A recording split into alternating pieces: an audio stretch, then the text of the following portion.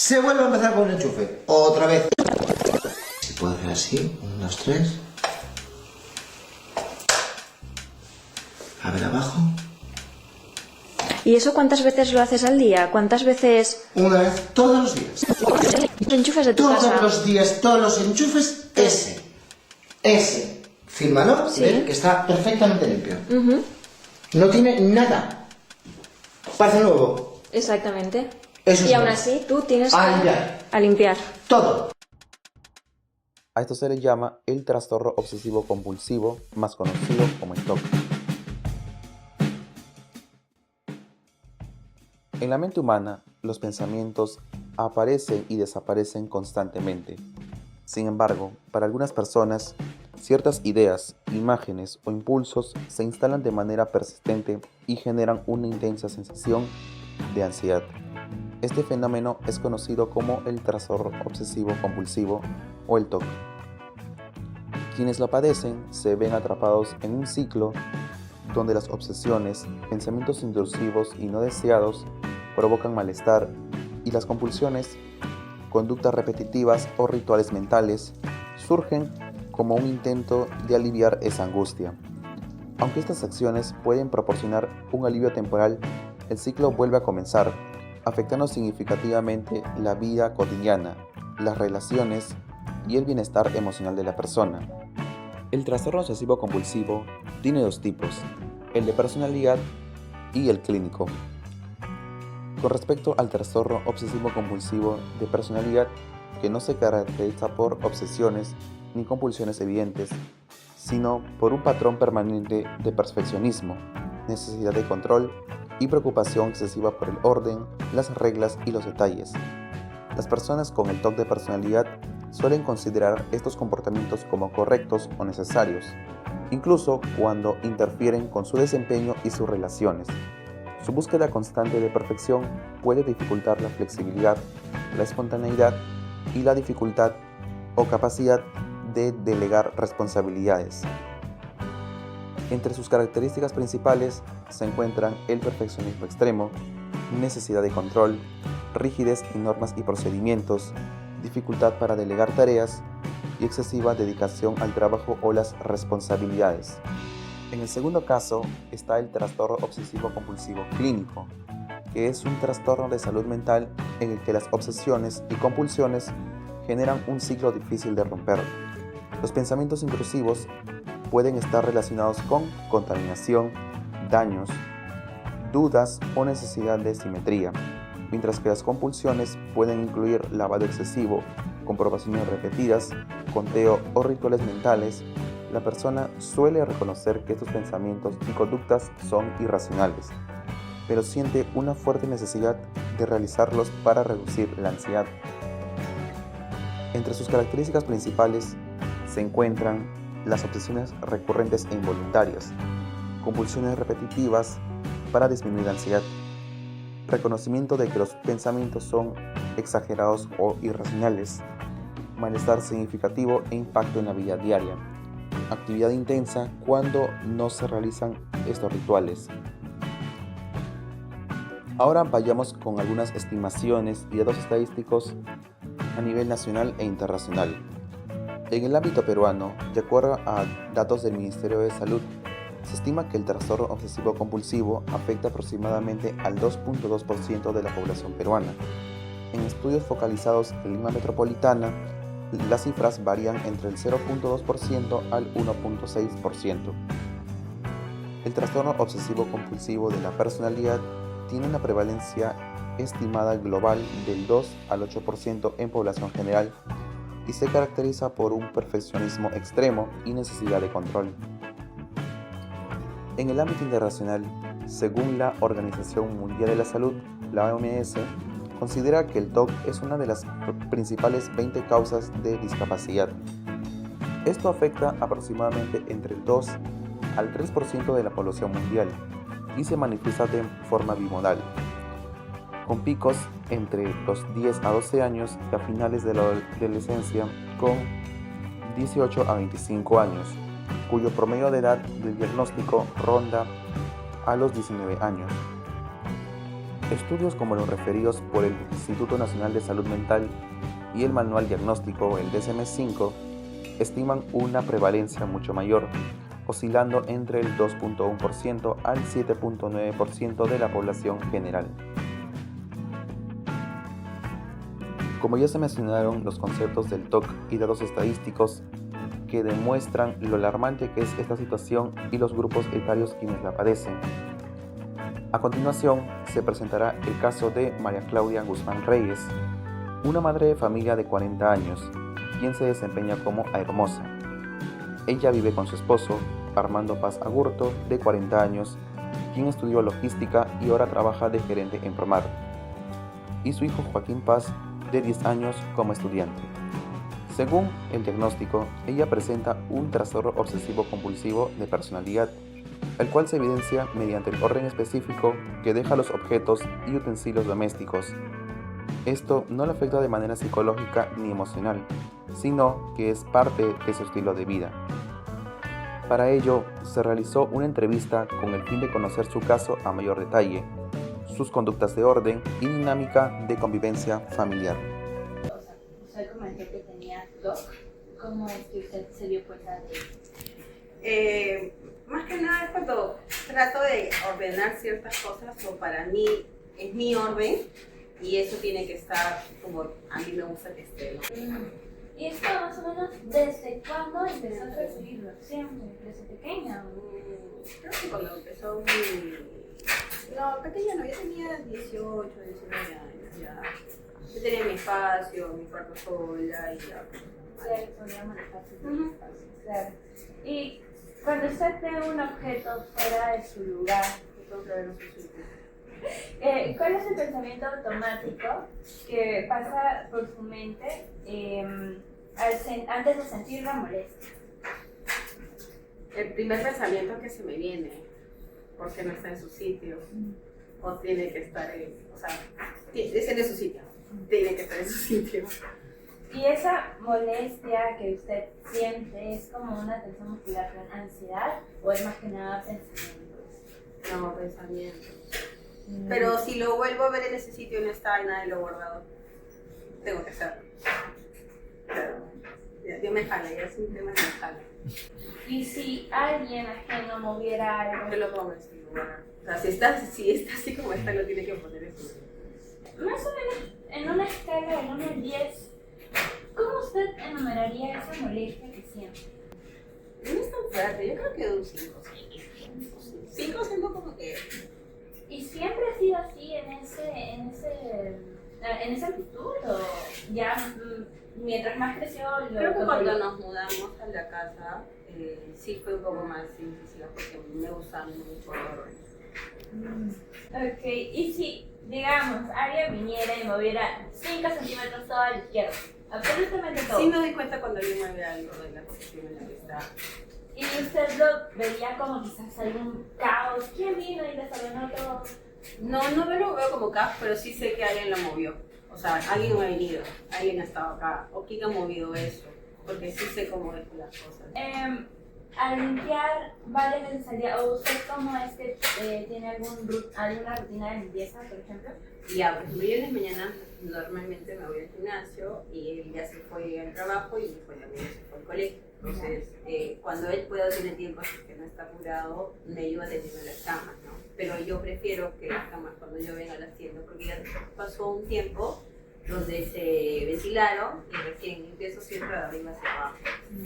Arriba del torno, luego ya abajo acá y ya descanso. Pero siempre es como que el cuarto es mi primero. Que otra cosa igual cuando tienes la cama, no puede estar la sábana tiene que estar acá al mismo nivel. Cuando cae la sábana, los costados tienen que ser, no puede estar un poquito más, no lo cambia, ¿no? Al limpiar en varias ocasiones al día, digamos, cuando le toque hacerlo, ¿lo hace porque usted ve que la superficie se ensucia o es porque usted necesita repetir un cierto ritual? Al inicio, que usted me comenta. Sí, porque veo que quizás un polvito o algo de la superficie se ensucia y sí, el toque no, porque si no... Entonces, usted podríamos decir que no siente como algún punzón, algún tipo de ansiedad. ¿Tengo que limpiar? No. No tengo eso. ¿Y usted cuándo siente que puede parar de limpiar? Cuando veo todo ordenado, para mí. Desde su punto de vista, Lo que pasa es que yo siento que siempre hay algo que hacer en la casa. O sea, si no es que está limpio, no está ordenado, igual hay ropa que lavar o hay cosas que doblar. Entonces siempre trato de tener ordenado. Y ya de ahí viene la hora que tengo que hacer mi almuerzo. Entonces como que siempre me mantengo en movimiento. si alguien le interrumpiera en su orden, ¿qué es lo que se siente? Es que no sé si es que me molestaría el hecho o si es que sintiera algo que alguien me interrumpe, sino que volvería a empezar por donde siempre lo hago. O sea, no voy a empezar nunca por abajo, siempre voy a hacer de arriba hacia abajo. O sea, al menos nunca lo he hecho de abajo hacia arriba, siempre he hecho de arriba hacia abajo. Cuando termina de limpiar ya al fin la casa, ¿qué es lo que usted siente? Tranquilidad, paz, alivio. Si una persona llegara sin avisar, ¿cuál es la primera reacción que usted tuviera? ¿El proteger que no moviera absolutamente nada o el hecho de que viera que la casa está en perfecto estado? Eso, que me gusta como que mi casa está en perfecto estado, que viene eso. Entonces, ¿usted qué cree que pensaría si la vieran limpiando a toda prisa, quizás dejando incluso algún par Como de... si fuera cuidado. cuidado? ¿Tiene algún tipo de imagen mental, algo que se le venga a la mente cuando usted piense en malos olores? Si tuviera que nombrar algo en específico. ¿Basura? Basura. Sí. ¿Y eso le genera algún tipo de desagrado? Sí. O sea, hacia mí, no es que no es que lo exteriorice, pero mentalmente digo o sea, no me da buena imagen, no me gusta verlo siempre así. ¿A usted le desagrada el olor a tabaco Sí. o fritura quizás? Sí, no cocino justamente pescados, por ejemplo, frituras en mi casa porque no uso que quede el olor impregnado. O cuando estoy cocinando, cierro todas las puertas de los cuartos y solo abro las ventanas para que ventile. ¿Y si algún familiar llegara con ese olor? La pasada. Bueno, lo Interesante. si usted pudiera eliminar completamente un olor, ¿cuál sería? Un olor Ajá, un olor en específico. de cebolla. De cebolla. Sí, ¿Por qué? qué fuerte, no puedo, no sé. Y basta que lo sienta y ya siento que todo huele a cebolla. O sea, cocino cosas con cebolla, pero no sé, es en el momento porque sé que tengo que cocinarlo, pero si es que hay alguien que entre o percibo ese olor, no, es muy fuerte para mí. ¿Y cómo hace para quitarse ese olor después? Huelo algo. Solamente de eso. Huelo algo. La vez, por ejemplo, que me ha pasado cuando usaba servicio público, llevaba alcohol gel y eso lo huelo. O, por ejemplo, que me ha pasado a veces que subo un taxi también y el señor huele así porque es todo el día que está reclinando, me pone el gel. Y ya, bueno, ahora por todo lo contrario, si usted pudiera conservar un olor en específico, ¿cuál sería? Coco. El coco. Todo lo que huele a coco. ¿Por qué? No sé, siento que estoy en la playa. Poquito. Si usted tuviera que definirse sin usar palabras relacionadas con el orden, como, no sé, responsable, meticulosa, ¿qué adjetivos usaría? Sin excluyendo esas palabras. Excluyendo esas palabras. Ok. Alegre, extrovertida, carismática, locuaz. Bastante solidaria también. Cuando alguien a usted le dice que es muy perfeccionista o que quizás se toma las cosas demasiado en serio, ¿eso cómo usted le hace sentir? Al principio sí me sentía mal porque era como o sea, no sé, lo veía como un defecto, pero después dije, así soy. Y entonces, ¿qué emociones le despertarían, o bueno, a la hora de convivir con su pareja, le despertaran a tener que depender de su orden? Lo que pasa es que no es que tanto dependiera, pero creo que cuando ya hay una convivencia, ya es que ambas partes se puedan compenetrar. Yo sé que él nunca va a llegar a ser como yo, ni yo nunca voy a llegar a ser como él, pero él va a entender mi punto de vista y yo también. Quizás yo antes empecé a ser un poco más incisiva con esas cosas, y ahora no es como que, o sea, no es que lo deje pasar, pero ya yo entiendo en qué momento o cuál es su momento o a qué hora lo hace, ¿no? ¿Cómo llegar a entender justamente que él no va a ser como usted? Porque al inicio supongo que eso habrá desencadenado muchas Peleas, claro, porque es un tema de empatía también, ¿no? Y de compenetrarse y no buscar problemas o más peleas, sino una solución. Y en esta vida no todos somos iguales y no todos pensamos iguales, más aún cuando somos parejas, ¿no? Y para llevar una buena convivencia, sobre todo cuando hay un niño de por medio, pues, la idea es eso, conversarlo y eso, a mí no me gusta esto, yo sí, por favor me podrías sentar con esto para evitar que suceda algo. Lo hago. Entonces, más que nada pusieron mucho en práctica la comunicación Sí. activa. Y también el por qué. O sea, ¿por qué para mí o por qué yo lo hago así? No, me gusta mucho la simetría, que las cosas se ven ordenadas. Ya, ahora con usted. Cuando usted ve a su esposa recolocar un objeto que para usted está bien o en un inicio está suficientemente ordenado, ¿cuál es el pensamiento, el primer pensamiento que se le pasa por la cabeza? El primer pensamiento, ¿no? O sea, que ella lo haga, ¿no? O sea, si lo está haciendo, no hay ningún problema. Pero Ahora es... mientras que no se meta con mis cosas, ¿no? Porque hay cosas que sí son, por ejemplo, mía, mi billetera, o sea, no sé, algunos, los documentos, ¿no? Que yo puedo tener, ¿no? Entonces, si ella me lo mueve, ahí sí, no me gusta, ¿no? Ah, sus cosas sí no las. Por eso no entonces cuando recién se mudaron juntos, usted no llegó a cometer ese error, por decirlo así, de mover sus cosas, ¿o sí? No, creo que no, nunca la verdad que no, o sea, es que cada uno ya tiene o sea, dónde va a poner sus cosas, que digo, oye, acá yo voy a poner mis cosas, acá yo voy a poner así. Por ejemplo, en nuestro ropero, ¿no? El 3/4 del ropero es de ella, ¿no? Y yo tengo un cuarto de ropero nada más. Pero dentro de eso yo tengo mi orden, ¿no? Que no puede ser igual que la de ella, por ejemplo, no sé, ella tiene sus camisas, abrigos y todo lo demás. Yo, pucha, puedo tener un abrigo, una camisa, una casaca, un chaleco, polo, ¿no? Entonces, pero yo sé dónde está. Eso, por ejemplo, le pone así, ¿no? A ver, primera pregunta. ¿Has notado patrones en los momentos del día o en las situaciones en las que ella está más rígida en el orden?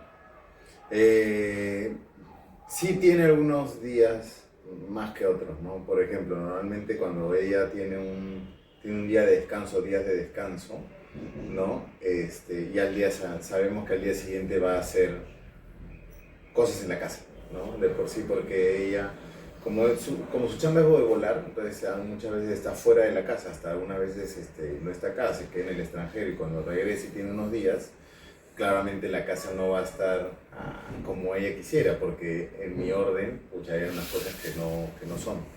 Entonces yo ya sé ya que ese día, después de que se va al gimnasio, porque eso también es algo que es sagrado para ella, regresa y va a empezar a ordenar esas cosas. O sea, tú un día antes de que ella venga como que intentas ordenarlo como ella o simplemente lo dejas ahí. O sea, hay algunas cosas que ya de por sí a mí, hasta yo he adoptado ya cosas de ella que ya no me gusta dejar tan desordenado, ¿no?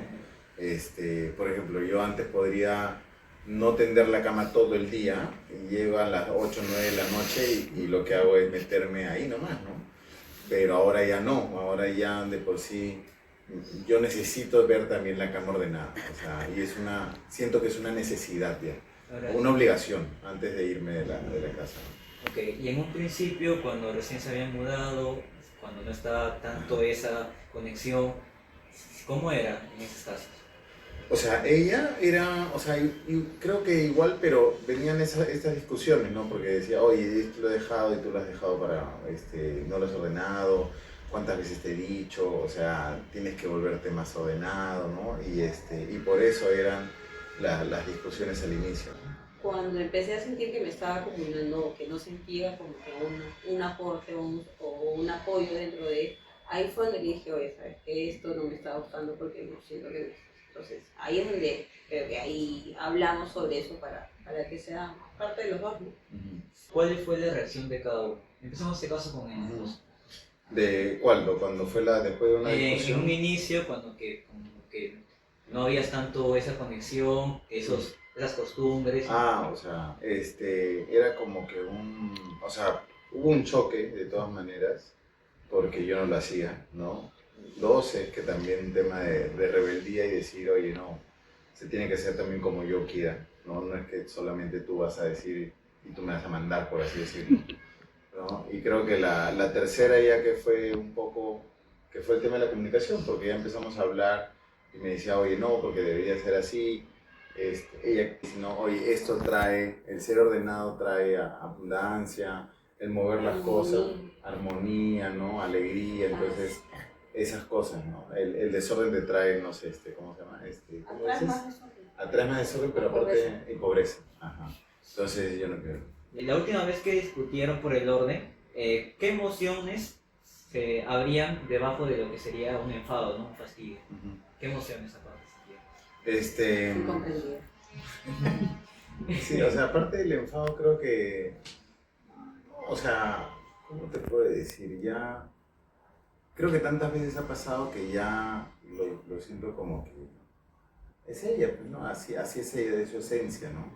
Y yo tengo que también adaptarme un poco a ella como ella se ha adaptado a mí, ¿no? Creo que esa es una de base de la relación, de que los dos cedamos también algunas veces. Y a la hora de que intentaron conversar, en tu caso, ¿cuál fue la razón así exacta? Por ejemplo, ¿lo hago por ella o lo hago para mantener la armonía o incluso lo hago por un hijo, creo que dijeron que tenían, ¿no? Pero, ¿cuál fue tu razón de O sea, la primera razón era para no pelear, ¿no? O sea, yo con, ¿cómo se llama? Amargo, no fastidiado, lo hacía, pero, pucha, decía, ya, para no pelearnos o para no discutir y llevar la fiesta en paz, lo hago. Pero de ahí me di cuenta, de ahí fue pasando y fue cambiando, ¿no? Ahora lo hago porque, pucha, sí, yo también siento que necesito que esa paz esté porque veo todo tranquilo, todo como debería estar y ya me puedo ir bien a mi trabajo, ¿no? Y aparte también la tercera es que le enseñamos a Joaquín a que sea ordenado, ¿no? O sea, él también tiene que ser ordenado y creo que para todos el orden es fundamental, ¿no? O sea, si no, no puedes avanzar en tu trabajo, en tu vida cotidiana, en todo lo que tú quieras, ¿no? ¿Cómo fue su comportamiento luego de ese diálogo en donde llegaron de acuerdo y te empezaste a ser un poco más ordenado? ¿Consideras que cambió de personalidad, de forma de comportarse contigo? O sea, no creo, no creo que fue que haya cambiado su personalidad, ¿no? Pero sí, lo que creo que sí cambiaba era la forma de decirte las cosas, ¿no? Antes era como que, como yo no lo hacía, claramente ya había un fastidio de que hoy te tengo que repetir siempre las cosas, ¿no? En vez ya cuando eso cambia y yo lo empiezo a hacer, ya no hay ningún fastidio, ¿no? Es como que, hoy día te olvidaste de hacer esto, sí, ya, no hay ningún problema. Ok, ahora, la misma pregunta que le hicieron, si tuviera que describir a su esposa, quitando las palabras ordenada, limpia, perfeccionista, ¿qué adjetivos le pondría? Rigurosa, estricta, amorosa, responsable, puntual, muy puntual, bondadosa. Bueno, más que todo por el tema del orden, ¿no? Porque hay otras cosas que puede ser, ¿no? Cariñosa, mamiti, ¿no? O sea, perdón, que le gusta que estar bastante con su hijo, ¿no? Cosas que le engrían. Pero eso creo. Las cosas que me superaban era comer en la cama. Hasta el día de hoy no me gusta, pero a veces porque sé que es su comodidad y quiere estar un ratito sentado, echado, viendo, no sé, pues una dieta o algo, ya.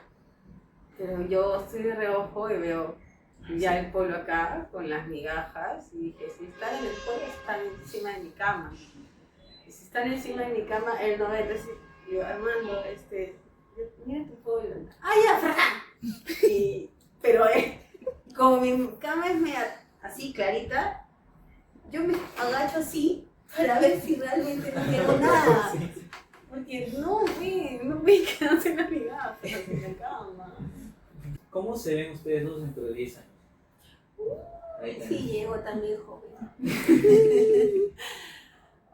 Espero que todavía siga haciendo lo que me gusta, que es volar, si es que Dios me lo permite, si mi cuerpo y mi fisionomía y mi apto médico que me tienen que hacer cada año sigue funcionando y pueda volar, siga haciendo lo que me gusta hacer. Si no, que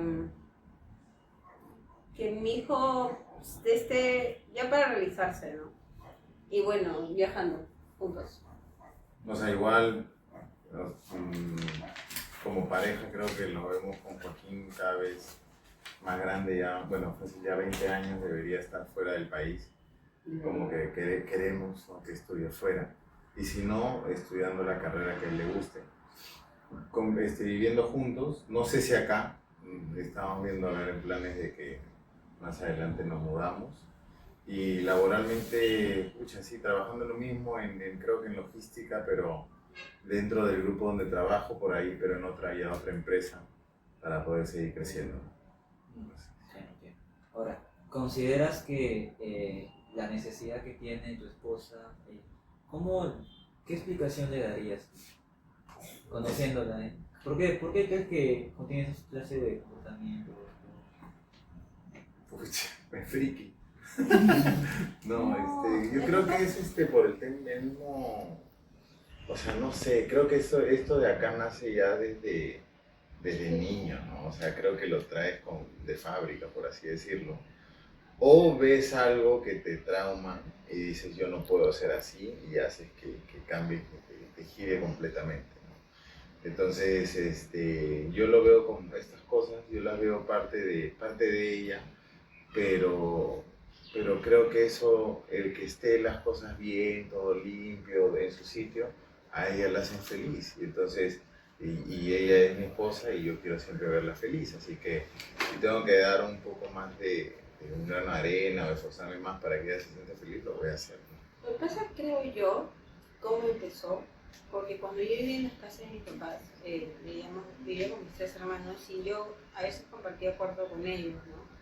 Como eran hombres, pucha, dentro de mi espacio trataba de hacer un orden. Pero venía él y tiraba las cosas, o a veces las tiraba en mi cama, y no me gustaba, ¿no?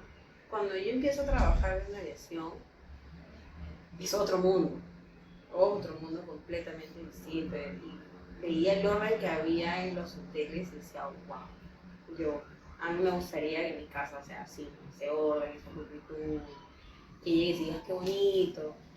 Entonces, creo que fue más por ese lado. Me acostumbré a ese estilo y lo quise transmitir cuando llega a mi casa, mi espacio, con mi esposo, con mi hijo. Yo creo que sea así en mi casa. O sea, ¿consideras que tus experiencias de vida han influido en que tengas todas esas clases de comportamientos?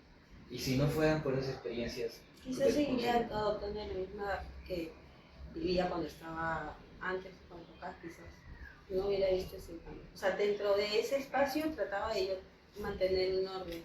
Mi papá es el que es más desordenado, mi mamá sí era bastante desordenada. Y era con mi papá el que veía, ¿no? Que me decía, ordena esto, guarda esto no tiene que estar ahí, ordena tu cama. Pero como yo compartía cuarto con mis hermanos, su lado era un loco. Ok. Bueno, eso ya sería todas las preguntas. Muchas gracias. No, ustedes.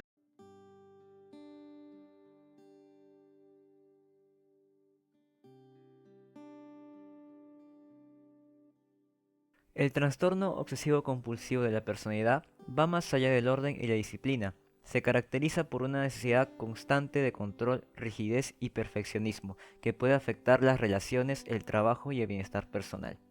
Para comprender esta realidad desde una mirada centrada en la persona, conversaremos con el profesor José Ardiles Velido, psicólogo terapeuta y especialista en el enfoque humanista. El enfoque humanista lo que revisa es la formación durante la infancia, qué cosa es lo que captó la persona, como que tiene que cumplir con algo de una manera muy estricta, y entonces eso se vuelve lo que muchos jóvenes hoy en día comentan como una conducta intensa. Eres muy intenso, eres muy intensa, dicen. Entonces es algo que se repite compulsivamente. Hay personas que logran controlarlo, y con una buena psicoterapia, como comenzando por un diálogo socrático, podría manejarse eso adecuadamente. El problema está en cuando sí perturban la vida con quienes viven. ¿Es posible que una persona con este trastorno mejore su calidad de vida? Por supuesto, de lejos, claro que sí. Si nosotros aplicamos una buena psicoterapia, invitándole a darse cuenta que no necesita ser compulsivo, si por ejemplo la parte consciente toma, valga la redundancia, toma conciencia de que esto lo hace reiterativamente y que es improductivo, o sea, podemos reorientar su energía hacia algo que sea totalmente positivo y productivo para la persona. Sí se puede. Lo que hay que hacer es cambiar creencias. Las creencias que nosotros tenemos nos llevan a un determinado comportamiento, es decir, a emitir un determinado tipo de conductas. Entonces, si nosotros cambiamos la creencia, es muy probable que cambie el comportamiento. ¿Cuál es el tratamiento psicológico más recomendable para estos casos y qué objetivos persigue? Personalmente, yo, José Ardiles, trabajaría con análisis transaccional, ¿no? Invitando a desarrollar el estado del yo adulto para que descontamine las creencias. Generalmente serían del padre crítico. El padre crítico se intromete en el estado del yo adulto y crea prejuicios. Una persona con conductas compulsivas es porque se basa en prejuicios. Y entonces el niño adaptado sumiso, que también crece en el estado del yo adulto, lo que hace es aceptar esa intromisión y comportarse de esa manera compulsiva, lo cual sería muy desastroso. ¿Cuál es el tratamiento? Nosotros descontaminamos ese estado del yo adulto. Entonces, al descontaminarlo y dejar un pensamiento lúcido y claro, lo que obtenemos es justamente una disminución marcada de la conducta compulsiva. En este caso, ¿qué tan importante sería el apoyo familiar durante el proceso? En todos los casos, el apoyo familiar es muy conveniente. Si el entorno en el cual se encuentra nuestro paciente es tóxico, muy poco se va a lograr. Conozco familias que son tóxicas. Ese es el asunto. Enganchan con ese tipo de conductas, con ese tipo de mensajes, desarrollan la conducta compulsiva y se mantiene, ya sea en la familia, ya sea en el trabajo. Depende. Por eso hay mucho trabajo psicológico que tenemos que realizar a nivel social. Muchas personas creen que este trastorno es simplemente ser ordenado o perfeccionista. ¿Qué le diría usted a estas personas que tienen esta percepción? Que nace de eso. Que cuando los padres o personas significativas mandan mensajes así, tienes que hacerlo ya, tienes que ser el primero, tienes que ser el mejor, etc. O comentarios como, ¡ay sí, mijito! Y el niño, ¿yo? ¿Cuándo? Es un campeón que no sé cuánto, y después tienes que hacer eso, tienes que hacer lo otro. Que nace así, sí. Pero la persona, ya te he explicado creo que en la pregunta 3, puede cambiar creencias, o sea, tiene que entrar. El problema está en que la mayoría de personas no entran a psicoterapia. No es que las personas necesiten psicoterapia, sino que las personas merecen psicoterapia. Al pasar por psicoterapia, te vas a sentir mucho mejor. Empiezas a ver las cosas de una manera distinta. Y ojalá sea así. De tal manera que empieza con esos mensajes, se va acrecentando la conducta, se vuelve más frecuente ese tipo de comportamiento. Lo que hay que hacer es ingresar a terapia con mi técnica, yo propongo mi técnica a otros colegas tendrán la suya, y evitar que se mantenga ese tipo de conducta. Bueno, como última pregunta. ¿En serio? Bueno, finalmente, ¿Qué mensaje le daría usted a las personas que viven con este trastorno o que recién han identificado algunas características en sí mismos? Primero que tendrían que darse cuenta. En la medida que se den cuenta que están pasando por una situación así, entonces es mucho mejor tomar la decisión ya y pasar por psicoterapia. No es conveniente. La vida es corta, son apenas unos cuantos años. Hay que vivirlo con calidad. Una persona que tiene creencias que tiene que hacer esto, que debe hacer lo otro, que apúrate, entonces va a tener conductas o un trastorno obsesivo compulsivo. Y entonces no va a tener una vida de calidad. Que ingrese a psicoterapia cuanto antes. Esa sería mi sugerencia. Okay. Muchas gracias, profesor. Gracias.